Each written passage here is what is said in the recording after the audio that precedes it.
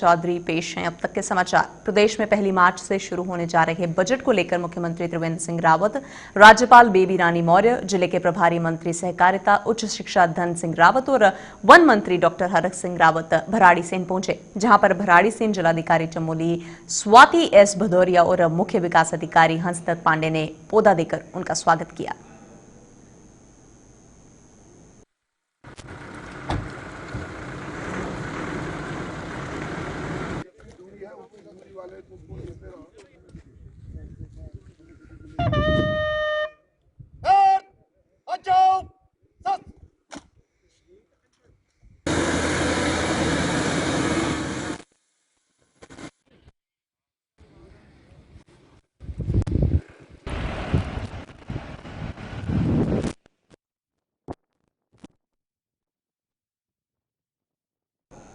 सरोवर नगरी नैनीताल नगर में अब घरों की पहचान घर की बड़ी बेटी के नाम से होगी। नगर के करीब 8000 चयनित घरों में बकायदा घर की बड़ी बेटी के नाम की राज्य की पारंपरिक लोक कला एपन से सजी नाम पट्टिका तख्ती भी लगी होगी। और उत्तराखंड के मुख्यमंत्री त्रिवेंद्र सिंह रावत ने शनिवार को मुख्यालय में घरे की पहचान चैलिक नाम योजना का शुभारंभ भी किया और इसे महिला सशक्तिकरण की अन्य योजनाओं से जोड़ते हुए कहा कि उनकी सरकार महिलाओं को पूरी तरह से सशक्त करने की पक्षधर है और इसी के मद्देनजर सरकार आने वाले विधानसभा सत्र में महिलाओं को घर के पुरुषों की संपत्ति में अधिकार दिलाने के लिए कानून लाने जा रही है।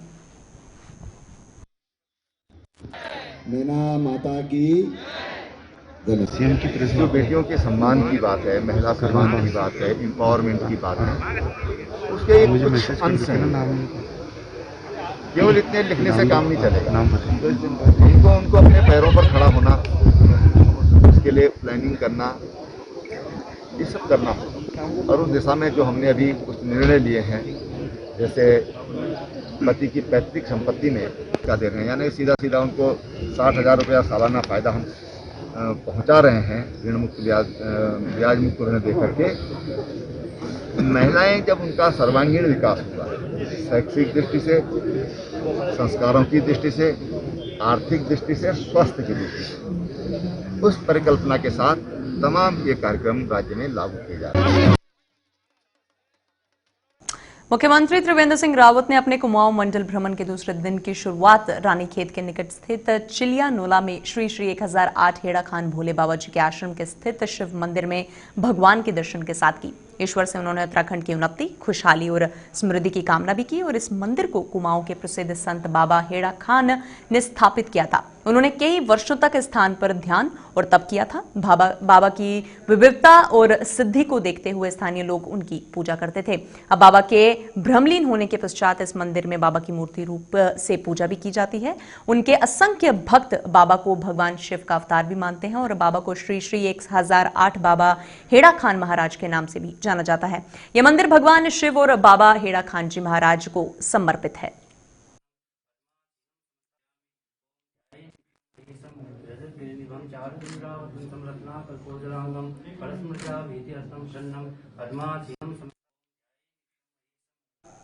उत्तराखंड के पहाड़ी क्षेत्रों के जंगलों में आग हमेशा से ही सरकार के लिए बड़ी चुनौती रही है, जिसे लेकर वन विभाग भले ही सतर्क रहने में कोई अक्सर दावे तो करता है, लेकिन जमीनी हकीकत कुछ और ही बयां कर रही है। वन मंत्री हरक सिंह रावत ने कहा है कि सरकार को भारत सरकार से कैंपा के माध्यम से 40 करोड़ रुपए खर्च करने की अनुमति मिली है। और आपको ये भी बताते चलें कि भारत सरकार से कैंपा के जरिए जो धनराशि दी गई है वह वनों में लगने वाली आग बुझाने के लिए मिली है, जिसे उत्तराखंड सरकार वन पंचायतों के खाते में डालेगी। साथ ही हरक सिंह रावत ने यह भी कहा है कि इस बार सर्द मौसम में भी आग लगने की कई घटनाएं सामने आई हैं।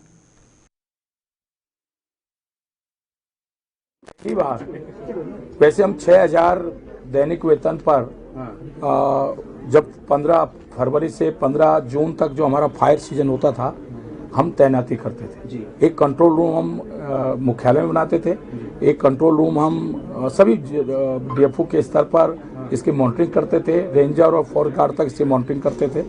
लेकिन इस बार हमने, क्योंकि जाड़ों में भी आग लगी है और अब हमने पूरे साल भर को फायर सीजन के रूप में लिया है। और ये पहली बार हुआ है कि उत्तर प्रदेश उत्तराखंड बनने के बाद 40 करोड़ रुपए की धनराशि हमको केवल विशेष करके जंगलों में लगने वाली आग को बुझाने के लिए उसको ग्राम प्रहरी कहें, पंचायत प्रहरी कहें, जंगल प्रहरी कहें, उसके रूप में हमको भारत सरकार ने कैंपा के माध्यम से सहमति दी है। हमने जो वन पंचायतें हैं, जो हमारे इको समितियां हैं, हमारे जो सेल्फ हेल्प ग्रुप हैं, उन सब के खाते में हम मार्च में 40 करोड़ रुपया ट्रांसफर कर देंगे। कार्यदायी संस्था ने इनको बनाया है और उनके माध्यम से हम ये 40 करोड़ रुपया जो हम 8,000 रुपया 5,000 रुपये मानदेय पर आग बुझाने को लेकर या अवेयरनेस प्रोग्राम चलाने को लेकर जिन लोगों की तैनाती करेंगे, वो लोग उनके खाते में डीपीटी करेंगे। ये वन panchayat, self help group, eco समिति, उनके खाते में पैसा ट्रांसफर करेंगे, जिससे कि इस बार इस सीजन में, फायर सीजन में, हम पिरूल को भी इकट्ठा करेंगे इस 40 करोड़ की धनराशि से, जिससे कि जंगलों में लगने और जो विशेषकर फायर लाइन है उस पर भी हम आग बुझाने का काम करेंगे, कंट्रोल फायर करेंगे, जिससे कि जंगलों में आग न लगे। लालकुआं में बीती देर रात एक दर्दनाक सड़क हादसा हो गया, जिसमें ऑल्टो कार में सवार 4 लोगों की मौके पर ही मृत्यु हो गई। ऑल्टो और ट्रक के आमने सामने टक्कर हो जाने की वजह से यह हादसा पेश आया है और ऑल्टो सवार सभी लोग एक शादी समारोह से लौट रहे थे और हल्द्वानी बनभलपुरा के रहने वाले थे। नैनीताल जिले के एसएसपी ने घटनास्थल पर पहुंचकर घटना का जायजा भी लिया है। यहाँ पे एक्सीडेंट हुआ है। एक्सीडेंट में 4 लोगों की मृत्यु हुई है और 3 लोग घायल हैं। घटना स्थल जो है उसका मौका मुआयना किया गया है और रात में भी एसपीसीटी ने यहाँ पे आकर के तत्काल कार्रवाई करी है, थाने ने भी तत्काल कार्रवाई करी है और इसमें देखा जा रहा है कि इसका कारण क्या है। मुझसे यही लग रहा है कि गाड़ी जो है काफ़ी ज़्यादा तेज़ स्पीड में थी और ब्रेक नहीं लगा पाए हैं लोग और उसकी वजह से जो है एक्सीडेंट हुआ है। गाड़ी पलटी भी है और काफ़ी ज़्यादा डैमेज हुई है गाड़ी। ये बनफूलपुरा के लोग थे, बाहर शादी से आ रहे हैं। 4 लोग उधम सिंह नगर के सितारगंज में देश में पेट्रोल, डीजल और रसोई गैस के दामों में लगातार की जा रही मूल्य वृद्धि के विरोध में नगर ब्लॉक कांग्रेस कमेटी के नेतृत्व में कांग्रेस कार्यकर्ताओं ने पार्टी कार्यालय मेनका टॉकीज से मुख्य चौक तक केंद्र सरकार के विरोध में शव यात्रा निकालकर अपना विरोध दर्ज करवाया और मुख्य चौक पर पहुंचकर केंद्र सरकार की शव यात्रा अर्थी का दहन भी किया गया। कांग्रेस कार्यकर्ताओं ने कहा है कि केंद्र सरकार की गलत जन विरोधी नीतियों के चलते पेट्रोल, डीजल और रसोई गैस के दाम आसमान को छू रहे हैं। उन्होंने ये भी कहा है कि प्रधानमंत्री नरेंद्र मोदी उद्योगपतियों को फायदा पहुंचाते हुए गरीबों को प्रताड़ित करने का काम कर रहे हैं।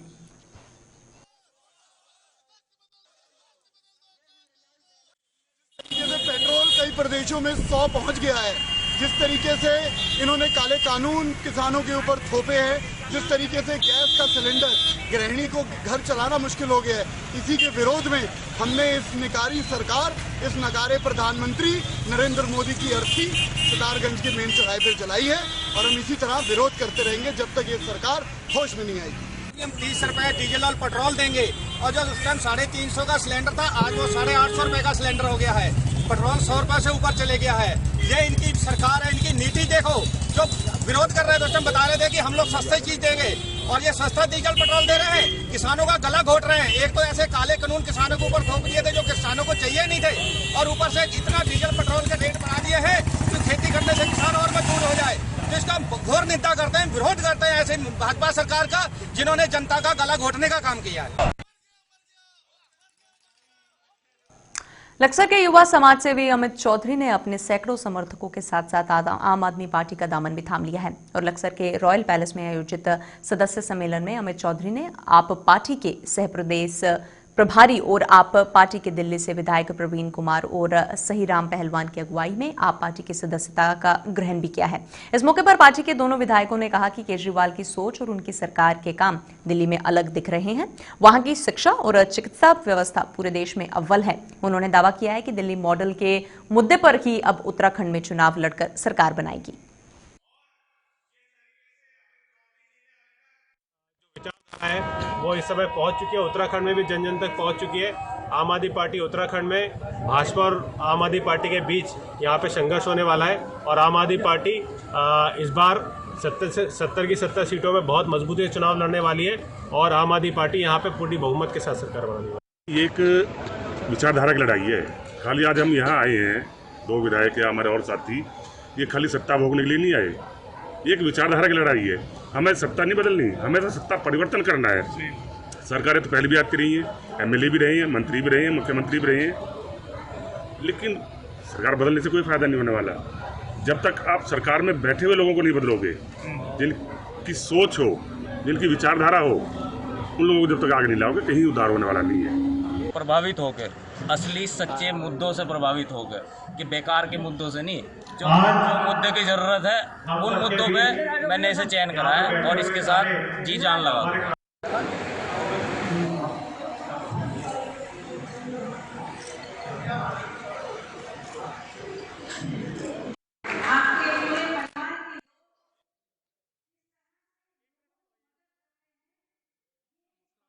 चलिए बढ़ते अगली खबर की ओर। मातृशक्ति की मिसाल और महिला सशक्तिकरण का जीता जागता उदाहरण पानीपत की साइना, जो इन दिनों रुड़की में ई रिक्शा चलाकर अपने परिवार का पेट पाल रही है। पति के देहांत के बाद साइना ने बच्चों को अच्छी परवरिश देने के लिए रिक्शा चलाना शुरू किया तो लोगों ने मजाक भी बनाया, लेकिन साइना के कदम नहीं डगमगाए और करीब 9 सालों के लंबे सफर को साइना ने रिक्शा चलाकर पार किया। साइना मूल रूप से पानीपत की रहने वाली है और हाल ही में रुड़की के पिरान गलियर में रहती है। साइना की 2 बेटी और 1 बेटा है, जिन्हें साइना रिक्शा चलाकर अच्छी परवरिश के साथ साथ बेहतर तालीम भी दे रही है। साइना के इस जज्बे को अब हर कोई सलाम करता है।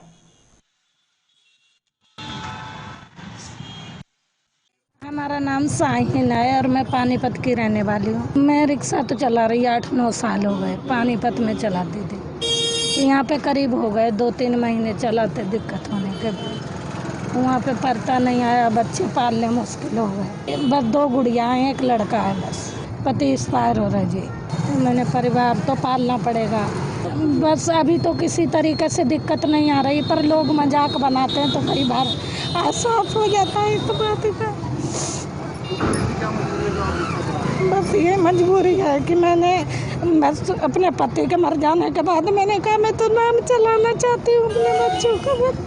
मैं तो रिक्शा चलाती हूँ, बच्चे पढ़ते हैं, एक्सपायर हो गए, वो खड्डी चलाते थे। कलियर में रहती हूँ। लड़की छोटी 10वीं कर रही है और बड़े वाले 2 लड़का लड़की 12वीं कर रहे हैं। लक्सर में एचआरडीए के खिलाफ अब जन विकास संघर्ष समिति के हस्ताक्षर अभियान शुरू कर दिया गया है। समिति के अध्यक्ष मास्टर कुशलपाल सिंह का कहना है कि एचआरडीए के प्रावधान इतने कड़े और जटिल हैं कि आम गरीब किसान इन्हें पूरा नहीं कर पाता और फिर प्राधिकरण उस पर उसके मकान की लागत से भी ज्यादा जुर्माना लगा देते हैं। उन्होंने ये भी कहा है कि सरकार ने प्रदेश पहाड़ी से विकास प्राधिकरण हटा लिया है और लेकिन हरिद्वार में अभी भी ये लागू है, जिससे लोगों में भारी आक्रोश भी है। उन्होंने मांग की है कि मैदानी जिले खासकर पे हरिद्वार से भी प्राधिकरण को समाप्त किया जाए, ताकि हिंदू जागरण मंच के नेता जोत सिंह ने भी हरिद्वार देहात को विकास प्राधिकरण से मुक्त किए जाने की मांग की। इस बाबत एसडीएम शैलेंद्र नेगी से मुलाकात कर उन्होंने राज्यपाल के नाम एक ज्ञापन भी सौंपा है।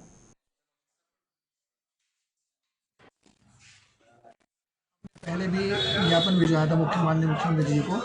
अब हमने, क्योंकि अभी तक कोई कार्रवाई नहीं की गई है, तो एक हस्ताक्षर अभियान चलाया हमने और हज़ारों की संख्या में हस्ताक्षर कराए लोगों से, ताकि उनका भी समर्थन मिले। और आज हमने वही हस्ताक्षर युक्त प्रपत्र जोड़कर आज माननीय राज्यपाल महोदया को ज्ञापन माननीय एसडीएम महोदय के माध्यम से भिजवाया है। उसमें हमारी यही मांग है कि जो विकास प्राधिकरण है उसको ग्रामीण क्षेत्रों से बिल्कुल समाप्त किया जाए और जो हमारी नगर पंचायत नगर पालिकाएँ हैं उनमें भी जो शुल्क की दरें हैं उनको न्यूनतम किया जाए, ताकि आम आदमी अपना नक्शा स्वीकृत करा के अपना मकान आसानी से बना सके। तब जो ये विकास प्राधिकरण का मामला है, इसमें एक प्रदेश में 2 नियम लागू हो रहे हैं और इस नियम के आधार पर हमने यहाँ पर ज्ञापन दिया है एसडीएम महोदय को, माननीय राज्यपाल जी के लिए, जो हस्ताक्षर अभियान के अंतर्गत आता है। और अगर इसको नहीं हटाया गया यहाँ से तो इसके लिए सड़क से लेकर सदन तक हम आंदोलन करेंगे और हिंदू जागरण मंच इसके लिए सदैव आगे रहेगा। ये जन विकास कल्याण समिति लक्सर है और उनका ज्ञापन मिला है। उसमें उन्होंने कहा है कि जिला स्तरीय जो विकास प्राधिकरण है उनको जो है उसमें जो संशोधन करते हुए और हरिद्वार में भी जो है इसको समाप्त करने की कार्रवाई की जाए। तो ये ज्ञापन हमें मिला है, हम उसको उच्च स्तर को प्रेषित कर देंगे। पुलिस द्वारा शुक्रवार को हुई लूट का खुलासा कर लिया गया है, जिसमें से 6 आरोपी गिरफ्तार किए गए हैं। पुलिस द्वारा बदमाशों से नगद राशि सहित रिवॉल्वर और 2 देसी तमंचे के साथ एक होंडा सिटी कार भी बरामद की गई है। आपको ये भी बताते चले कि शुक्रवार को ट्रांसपोर्टर राजाराम शर्मा के साथ हुई लूट ने पुलिस में हड़कंप मचा दिया था, जिसके चलते उच्च अधिकारियों द्वारा 3 टीमें बनाकर घटना के खुलासे के लिए कार्रवाई की गई, जिसके परिणाम स्वरूप पुलिस ने इस केस का खुलासा कर दिया है।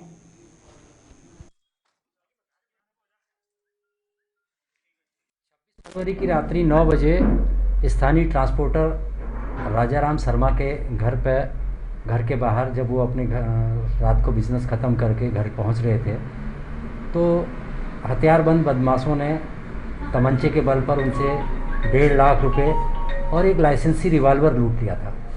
यह एक बड़ा गंभीर अपराध था, जिसे नैनीताल पुलिस द्वारा चुनौती के रूप में लिया। एसएसपी मैडम ने तत्काल 3 पुलिस की टीमों का गठन किया और रात भर पुलिस ने जनपद में चेकिंग अभियान चलाया। नज़दीकी जनपद उधम सिंह नगर, बरेली, रामपुर, इन जगहों को पुलिस टीमें गई और उसके बाद कल सायं 2 लुटेरे यहाँ स्थानीय स्तर पर पकड़े गए। तो उन्होंने बताया कि आज हमें बरेली में इकट्ठा होना है, और उसके बाद कुल 6 लोग, 4 लोग बरेली से, 2 लालकुआ हल्द्वानी क्षेत्र से 6 लोग गिरफ्तार किए गए हैं। जो अभियुक्त घटना में शामिल थे, उन्होंने घटना में जो होंडा सिटी कार प्रयुक्त की थी वह बरामद कर ली गई है। घटना में एक मोटरसाइकिल का भी प्रयोग किया था, वह मोटरसाइकिल भी बरामद कर ली गई है।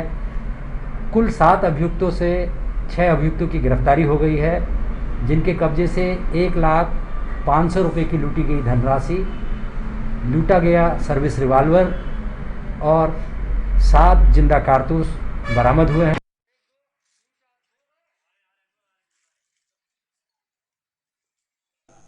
एटीएम बदलकर पैसे निकालने की घटना को अंजाम देने के आरोप में 2 अभियुक्तों को भगवानपुर पुलिस ने गिरफ्तार किया है। आरोपियों के पास से 90,000 की नकदी, 6 एटीएम पुलिस ने बरामद भी किए हैं। रुड़की की सिविल लाइंस कोतवाली में घटना का खुलासा करते हुए एसएसपी हरिद्वार सेंथिल अबुदाई कृष्ण राज एस ने बताया कि पीड़िता के द्वारा थाना भगवानपुर में मुकदमा दर्ज करवाया गया था, जिसमें बताया गया था कि उसकी पुत्री एटीएम भगवानपुर से पैसे निकालने गई थी, तो कुछ लोगों द्वारा उसकी पुत्री को झांसा देकर एटीएम बदल लिया।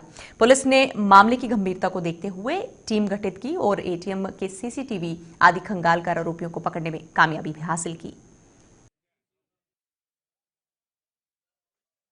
है 2 अच्छे काम किए गए हैं। इसमें पहले जो है एक एटीएम चोरी का गिराव को पकड़ा है। इनसे जो है 14 तारीख को जो है वाद श्री विजय सिंह से जो है इन्होंने धोखाधड़ी से जो है इन्होंने लगभग 1 लाख रुपया जो है इनसे एटीएम से फर्जी तरीके से निकला गया है। अब हमने तत्काल रूप से कार्रवाई किया तो इसमें सफलता मिली। इसमें 90,000 रुपये हमने बरामद कर दी और इनका ऊपर भी पहले 3 मुकदमा जो है मुजफ्फरनगर थाने में है और ये अभी जेल से छूट के आए हैं। इसमें एक अंकित जो लई बोली गांव कोतवाली मंगलूर का रहने वाले हैं, ये कानून जो है ये जो है सहारनपुर का रहने वाले हैं, 2 लोग गिरफ्तार किया है और 90,000 रुपये जो है बरामद भी हो गई है। और इन्होंने इस बीच में जो है जोधपुर में भी घटना करी है, 3 घटना, उसमें भी एफआईआर कायम है। उसको भी जो है हमने जानकारी जोधपुर पुलिस के पास शेयर की।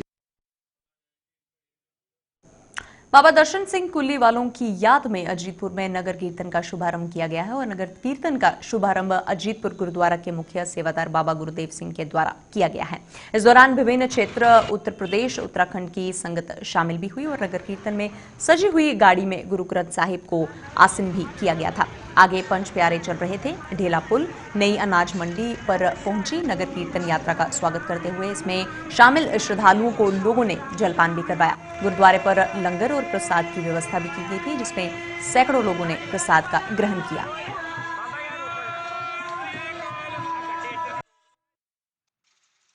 वाहिगुरू जी की फतेह। ये नगर कीर्तन आज तो 15 साल पहला शुरू होया सी। साहिब श्री गुरु गोबिंद सिंह जी दे प्रकाश दिहाड़े दे समर्पित विच धन धन बाबा दर्शन सिंह जी कुल्ली वाले काले घणपुर अंमृतसर वालियां दे अस्थान जीतपुर कुटिया तो सवेरे अज 5 वजे रवाना होया है। पड़ाओ पड़ा हुंदा होया काशीपुर पहुंचा है ते ये बुढ़ा फार्म पतरामपुर विखे जाना है।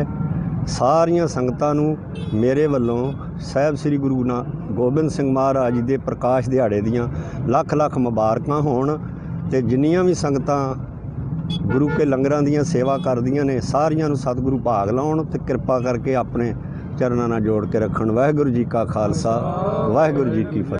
कृष्ण सिंह जी कुल्ली वालों की याद में मनाया जाता है और अजीतपुर से स्टार्ट होकर चालू होकर प्रताप पतरामपुर जसपुर के पास वहाँ तक जाएगा। और इस नगर कीर्तन में पंजाब से, यूपी से और उत्तराखंड की हर जगह की संगत जो है शामिल होती है। जी का खालसा, श्री वाहिगुरु जी की फतेह। ये अपना नगर कीर्तन ਚੱਲਿਆ बाबा कुल्ली वाले ਉੱਥੇ। ਇਹਦੇ ਵਿੱਚ ਹਰ ਸਾਲ ਦੀ ਤਰ੍ਹਾਂ ਵੱਧ ਚੜ੍ਹ ਕੇ ਸੰਗਤ ਸੇਵਾ ਕਰਦੀ ਆ। ਜਿੱਥੇ ਆਪਣਾ ਲੰਗਰ ਲੱਗਾ ਹੋਇਆ, ਸਾਰੇ ਜਿਹੜੇ ਸੇਵਾ ਕਰ ਰਹੇ ਆ, ਸ਼ਰਧਾਲੂ ਲੱਗੇ ਹੋਏ ਆ। देश के प्रधानमंत्री नरेंद्र मोदी की योजनाएं उत्तराखंड में धरातल में दिखने लगी हैं और त्रिवेंद्र सरकार महिलाओं को प्रोत्साहन करने के लिए उत्तराखंड के सीमांत क्षेत्रों में हस्तशिल्पकारों को प्रोत्साहन भी कर रही है। इस कड़ी में देहरादून के राजपुर रोड में खादी हाट का पहला स्टॉल खोला गया है। उत्तराखंड समारोह में प्रदेश के पर्यटन मंत्री सतपाल महाराज, वन मंत्री हरक सिंह रावत व कृषि मंत्री सुबोध उनियाल मौजूद रहे। वहीं वन मंत्री हरक सिंह रावत ने कहा कि सरकार महिलाओं को स्वरोजगार देने का हर संभव कार्य भी कर रही है ताकि राज्य के सभी क्षेत्रों की महिलाएं आत्मनिर्भर बन सकें।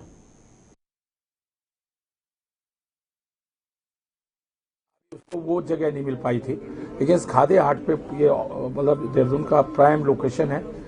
एक जगह पर एनजीओ ने मिलकर सभी विभागों, टी बोर्ड है, सिल्क बोर्ड है, बम्बू बोर्ड है और हमारा टूरिज्म बोर्ड है, ग्राम सिल्क है, सबने एक प्रयास। मैं सोचता हूँ कि एक जगह पे उपभोक्ता को सब चीज मिल जाएगी, लोगों को मार्केट मिलेगा।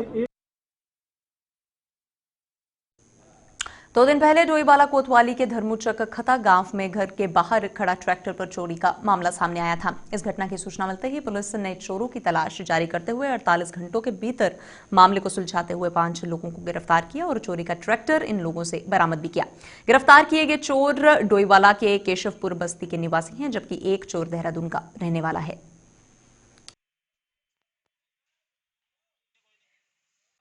25/2/2021 को ये धर्मूचक से एक ट्रैक्टर चोरी होने की सूचना थाने को मिली थी, जिससे तत्काल मैसेज फ्रेश आउट किया था और सभी बॉर्डर लाइन में चेकिंग होना शुरू हो गई थी। वादी की तहरीर पर थाना में मुकदमा पंजीकृत किया गया और उसके बाद इनपुट सीसीटीवी कैमरे व मुखबिरानों की मदद से ट्रैक्टर को कुमारटा चौकी टिहरी गढ़वाल और पुलिस, हमारे थाना डोईवाला पुलिस की संयुक्त टीम द्वारा बरामद किया गया। इसमें 5 मुलजिम गिरफ्तार किए गए और एक मुलजिम, 4 हमारे केशवपुरी बस्ती के हैं, एक इसमें इसका देहरादून से का रहने वाला है। स्वच्छ भारत मिशन कार्यक्रम के तहत नगर पालिका परिषद सितारगंज के द्वारा की जागरूकता कार्यक्रम का आयोजन भी किया जा रहा है और इसी कड़ी में नगर पालिका परिषद द्वारा सरस्वती शिशु मंदिर सितारगंज में स्वच्छ भारत मिशन विषय पर स्लोगन प्रतियोगिता का आयोजन किया गया, जिसमें अलग अलग कक्षाओं के 27 छात्र छात्राओं ने भाग लिया।